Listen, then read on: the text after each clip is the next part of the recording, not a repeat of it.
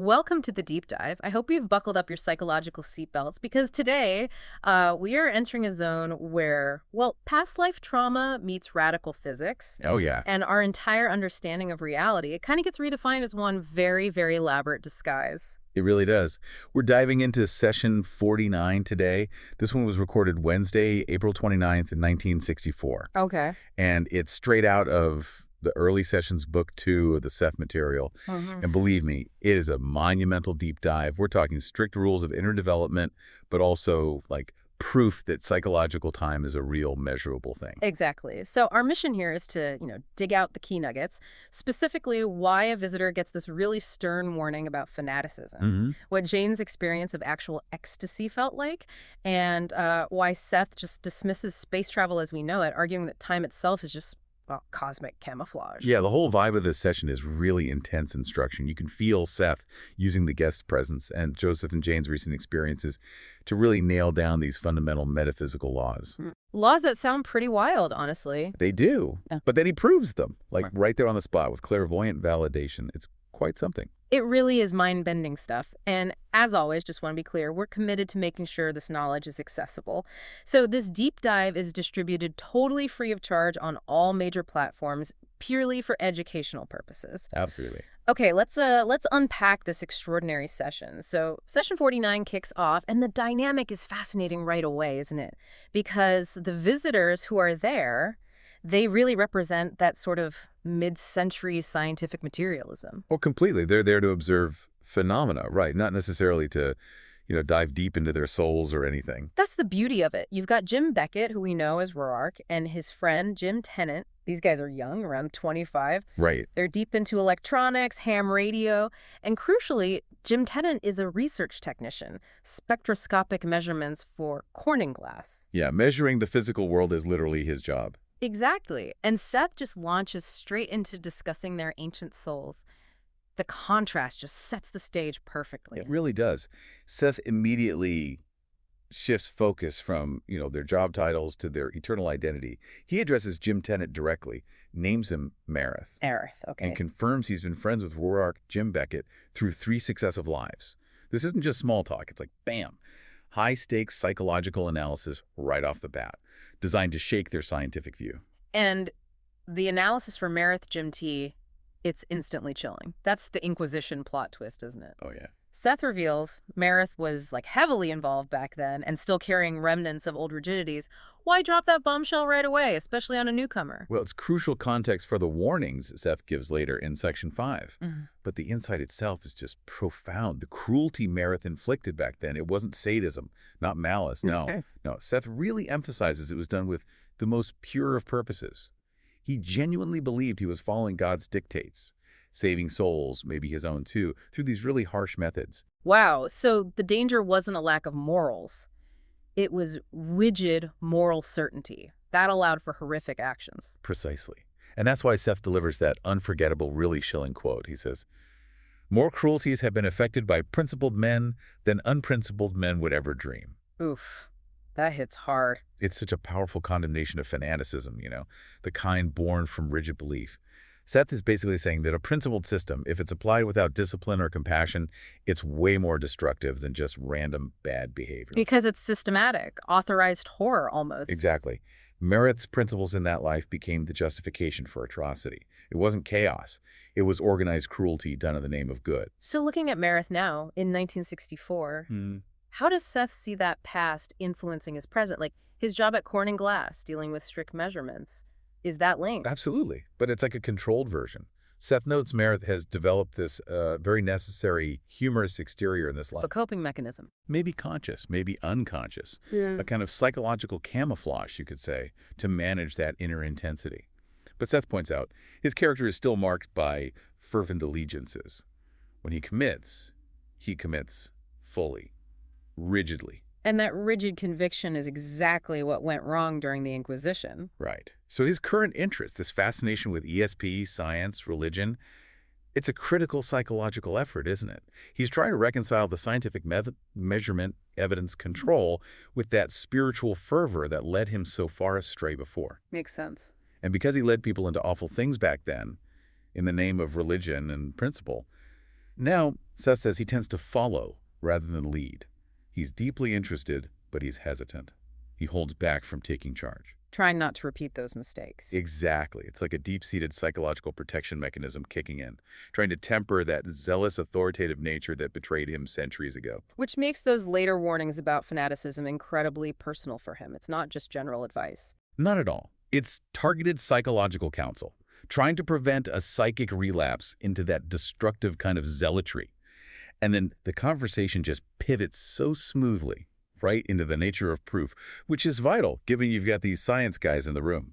Yeah, Seth needed to show them that inner reality isn't just, fuzzy feelings. It's demonstrably real in its effects, even if you can't put it under a microscope. That's the core thesis here. Defining psychological experience. Seth basically says, look, a psychological experience can literally change the course of multiple lives. It's incredibly valid. But then here's the contradiction for the science guys. It has no reality in space or time. You can't measure it with standard tools. Right. Try measuring a sudden epiphany, that moment of insight that changes everything. Your instruments, they show nothing. Zero physical evidence of the event itself. Not the result. The results, changes in behavior, outlook, decisions, they're undeniable. Seth argues you can't just dismiss it because it doesn't take up space or tick by on a clock. It exists in its effect. It's real because it causes real change. That's a really critical bridge for the guests, isn't it? You might be skeptical about the whole trance thing, but you have to look at the concrete results, the clairvoyance, the time travel stuff. And Joseph Robert Butts, he'd had some immediate hits that Seth validated right there. That must have been pretty compelling for Jim Tennant and Jim Beckett. Like seeing his own image by water? Exactly. Seth confirmed it. Oh. A valid, clairvoyant glimpse into the future. A place Joseph hadn't even visited yet physically. So his consciousness was essentially time traveling. Or accessing a coordinate in that non-linear present, Yeah. One that corresponded to a future physical moment. It proved the principle. And then there was a dog incident, which is such a great, messy, personal piece of evidence. Classic example. Joseph had this strong vision, right? A young girl being mean to a dog. He wasn't sure, was it psychic? It's just a weird dream fragment. We've all been there. Right. But Seth just validates it completely. Says, yep, that happened, 1935. Wow. Specific. Very specific. Provides details. The girl, a relative of Joseph's, named Ruth, blonde hair, lived right there in his town. And Joseph confirmed it later. He did. Confirmed Ruth was blonde, a few years younger. His later sketch matched the general memory. The specificity is absolutely key for validation. And you get that great moment where Seth praises Jane Rubert, as he calls her, for channeling the personal stuff clearly. Yeah, bravo, Rubert. Yeah. Because Joseph, or rather Rubert in trance, tended to block personal emotional data. Yeah. Seth is basically saying, good job letting that verifiable detail through without messing it up. It reinforces that idea that development means overcoming those internal filters. Totally. And meanwhile, Jane herself was having these major breakthroughs with what they called psychological time travel, or PST. Right. Preceded by those weird physical sensations. Yeah, two distinct things. She described an abrupt jolting sensation, almost like being physically shocked and sometimes feeling like she'd been literally hit over the head. Ouch. Sounds jarring. If physical reality is camouflage, are those jolts the body kind of resisting the consciousness slipping out of that rigid structure for a second? That's exactly the implication. Yeah. The physical self is so locked into that continuity idea, time flows smoothly one second after another, that any sudden shift in psychological coordinates, any jump off that track, registers as a physical shock. It's the feeling of the psychological mechanism snapping free from the usual constraints. So she used this new mobility deliberately. Tried PST. She did. The day after the session, April 30th. Yeah. She mentally projected herself back to Saratoga Springs, her old hometown. And what happened? She described being physically there. It was winter, packed snow everywhere, and the crucial detail, the boy. She saw a young boy pulling a sled, whom she instantly recognized as Curtis Lundgren, a man she knew was fully grown in 1964. Whoa. So she saw him as a child? As a boy, yeah. Covered in snow. The realization must have been intense. Her immediate thought was, what? This isn't today yet, it must be. Because the place was real, but the time was wrong. Exactly. The environment was familiar, totally recognizable, but the temporal setting was completely off. She had undeniably projected herself into the past. She even confirmed details later, like where houses were at the local store. Solid validation. Amazing. But there was one more layer to this section, right? The ecstasy experience. Oh, yeah. Perhaps the most intense part. Jane's experience of, well, ecstasy, this thrilling sensation that was almost overwhelming. She felt extremely light. Yeah, kept repeating to herself, light as a feather. This thrilling feeling just washed over her in waves. She saw a great light, like the sun suddenly bursting through on a really dark, rainy day. Intense. So intense, she wondered, is this ecstasy? She described it as amazingly pleasurable, but the strength just kept building until it was scarcely bearable, like she'd literally be carried away. That speaks volumes about the sheer energy available when you disconnect from the camouflage, doesn't it? Absolutely. And it ties back to the discipline point, too. Yeah. Because she made a very conscious, cautious decision to pull back, to snap out of it, because she was alone. She realized she needed Joseph there before she ventured deeper into that kind of unbounded psychological space. Even in bliss, control and integrity were crucial. It reinforces Seth's warnings later on perfectly, which leads us right into the core metaphysical lesson of the session, the camouflage universe. Right. Seth is just crystal clear here. Space and time fundamentally camouflages. Not the real deal. No, they aren't the intrinsic nature of reality. They're more like an organizational pattern necessary for this specific plane of existence, but not the whole story. That's a radical idea, especially if you're steeped in classical physics, like the guests were. Totally. So if space and time are camouflage, what does that make our scientific theories? Seth says our whole cause and effect understanding is just the result of a continuity theory that no longer makes sense. What is that continuity theory? Well, it's the basic assumption that reality has to proceed linearly. One moment, one location, followed directly by the next moment, the next location. Like beads on a string. Exactly. Yeah. An unbroken chain of events in space and time. Seth says that theory is fundamentally flawed because in a reality, it's simultaneous, it's nonlinear. All points exist at once, in a way. Okay. So the moment we try to measure that nonlinear reality with our linear tools, we inevitably get distortion. We only see the continuity because our perception, our consciousness here, demands to see it that way. We're filtering reality through that assumption. Which brings us to Seth's wonderfully pointed critique of scientific instruments. Pointed is a good word. He basically says our instruments, designed specifically to measure space and time, are inherently distortive. Because they're built within the camouflage. Precisely. They are camouflage instruments. Yeah. Scientists are trying to figure out basic fundamental reality using tools built entirely from the pattern of the disguise itself. It's like trying to understand the nature of water using only a net. That's a great analogy. Or trying to understand a stage play by only studying the stage curtains and the floorboards. You're measuring distance, duration, mass. Yeah. But you're just probing deeper into the self-perpetuating pattern. You're not seeing beyond it. It makes perfect sense when you put it that way. If you assume reality is physical and linear, your tools will only confirm that assumption. They can't discover the non-physical, non-linear reality because they aren't designed to perceive it. Which is why Seth makes this incredibly radical prediction about the future of exploration. Forget physical space travel. He says it'll become obsolete. Essentially, yes. Yeah. Physical vehicles will eventually be seen as incredibly primitive because, as he puts it, the inner senses represent your only long-lasting method of such travel. Inner space travel. Consciousness-driven projection. That's the future. That's the implication. And how does it work if you're not using rockets and time isn't really a barrier? Good question. He says because there's no barrier of space to be overcome, the travel is fundamentally a transformation of consciousness, a shift in your psychological location. Okay. This shift involves transforming psychic energy. But since the individual usually remains conscious on the physical plane, still operating under the idea of having a physical body. Right. Still tied to the camouflage in a way. Exactly. There's what he calls a secondary reconstruction of the physical image at the destination point. Whoa. So it's not just like astral projection where your consciousness goes somewhere. It implies manifestation, dematerialization, and rematerialization almost. Something like that. The physical form, or at least the perception of it, is reconstructed in the new location based on that successful psychic energy shift. It follows the psychological command. The ultimate teleporter. But the control panel isn't buttons and levers. It's mental discipline and managing psychic energy. That's it. And this transformation is achieved using the only tools that aren't distorted by the camouflage, the psychological tools. Which brings us back to the light trance and hypnotism. Yeah. Seth specifically called hypnotism a psychological tool, which is therefore uncamouflaged and relatively undistorted. So the trance state is the key to escaping the distortion field. The controlled light trance, yeah. Yeah. By voluntarily disengaging that everyday, physical, linear-focused consciousness, you free yourself from the limitations of the camouflage. And once you're free, You can actually start to perceive the universe more clearly, without space and time automatically filtering your data.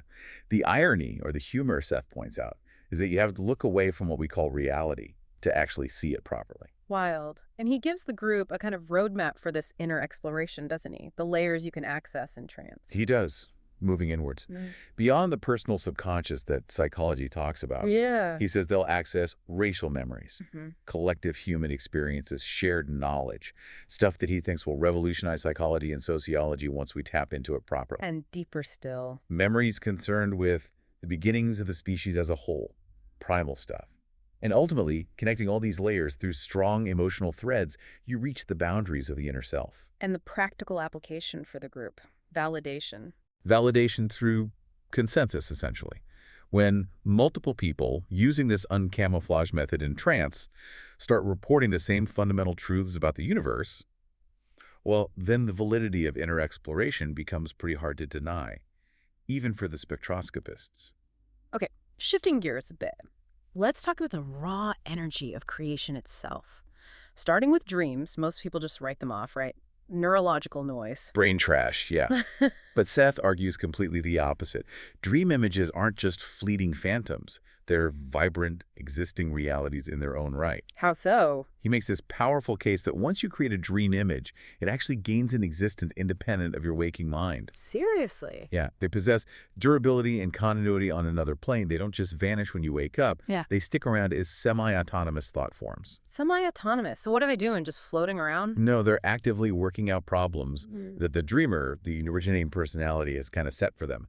They operate with their own free will within limits. So if I dream about resolving an argument, That resolution continues its work on that inner plane. It contributes energy, influences the situation, and eventually might feed back into your conscious awareness or actions. It's a universal principle. No thought, no idea is ever truly extinguished. They all follow specific laws on non-physical levels. which connects directly to how we create our physical reality, doesn't it? Our inner senses are constantly doing this. Perpetually, transforming raw psychic energy into what Seth calls physical idea constructions. We are literally building our world, moment by moment, with our thoughts and beliefs, often without even realizing the incredible power we're wielding. That power ties into Seth's explanation of the expanding universe, right? He says the physical theory has a gross error. Right. The error isn't that it's expanded, the observation is correct. The error is in how we interpret that expansion. It's not expanding in terms of space, like distance. Exactly. It's expanding in terms of value fulfillment. That's the crucial distinction Seth makes. Value fulfillment. What does that mean? It means the universe isn't just getting physically bigger, stretching out into empty space. It's expanding in its complexity, its purpose, the richness of its experience, the fulfillment of all its inherent potentials. Every idea construction, every potential made real adds value and complexity. That's the expansion. So expansion is less about miles and more about meaning. The universe is growing richer, more diverse, not just bigger. That's a great way to put it. He uses the analogy of a spider and its web. The web exists in time and space. It's bound by those camouflages. Okay. But the universe itself, Yeah. it's not bound by space and time. It's the generator of space and time. Yeah. So its expansion isn't measured spatially. It's measured by the fulfillment of inherent values, the realization of all possible creativity, all possible experience within it. Which makes the power of belief absolutely fundamental. If physical constructions are energy transformed into manifest ideas, Then belief is the critical ingredient. It's the catalyst. It determines which ideas get energized enough to manifest physically. and the implication for us collectively, it's staggering. It really is, Seth states it bluntly. If humanity collectively believed, truly believed, that the physical world would end at a specific moment. It would. Just stop. Yeah. By ceasing the collective idea constructions that sustain it. The shared agreement to perceive reality in a certain way is what keeps it coherent. Wow. Okay. So for Joseph and Jane's experiments, the takeaway is crystal clear. Absolutely. Any experiment, whether it's PST, clairvoyance, whatever, requires a strong, unwavering belief in its possibility. Doubt is like psychic friction. It blocks the energy transformation. Exactly. Lack of belief acts as a powerful dampener.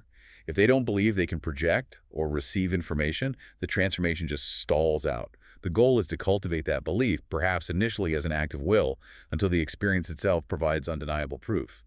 Then that proof reinforces the belief, creating a positive feedback loop. Okay, so given this immense power they're starting to tap into, PST, idea constructions, accessing value fulfillment, it makes sense that Seth gets incredibly rigorous about the demands on the group. Oh, absolutely. This isn't just, vague spiritual niceties. He's laying down the law. And he contrasts his requirements with traditional religious vows, almost with a bit of dry humor, doesn't he? He does. He makes it very clear he's not interested in the external stuff, the performative piety. Yeah. It's all about internal integrity. That quote is so powerful, where he says, "I am not the Holy Ghost. I do not request or demand the vows of poverty, obedience, and certainly not chastity. Yeah. I will at all times demand integrity, and perhaps when all is said and done, that is my only requirement." Integrity. That's the non-negotiable bedrock. Honesty with yourself, honesty in reporting what happens, honesty about your motives. But right alongside integrity comes discipline, especially for Mareth. Right. Bringing it back to Jim T and that Inquisition history from the beginning, given his tendency towards fervent allegiance and that past life disaster, Seth gives him a very direct, very targeted warning. He does. A warning against excess enthusiasm potentially tipping over into fanaticism. It must be avoided at all costs. Seth is basically saying, I will not allow this channeling process to become a vehicle for that kind of undisciplined, zealous energy to run rampant again. And he uses that perfect term for the danger, psychic avalanches. What exactly is a psychic avalanche here? Well, think about it. You're opening up these nonlinear layers of reality, the subconscious, racial memories, these powerful idea constructions.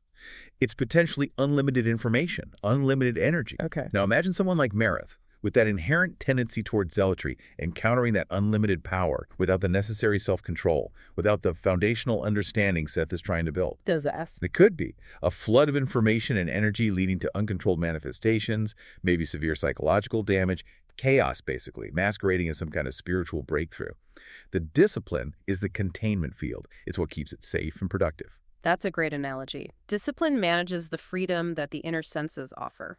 And this commitment to disciplined, steady progress is exactly why Seth flat out refuses to do parlor tricks for the guests. Right, no levitation. Exactly. He's adamant. He will not have Rupert levitate 6 feet into the air or just give clairvoyant readings purely for show to impress people. Why is rejecting the tricks so fundamental for him? It seems like that might convince the science guys faster. Because the goal isn't quick spectacle. It's slow and certain results. Flashy fireworks might entertain, might even momentarily convince someone, but they do absolutely nothing to build the internal discipline and the integrity needed for real long-term development. Seth points out the effects Joseph and Jane are getting now.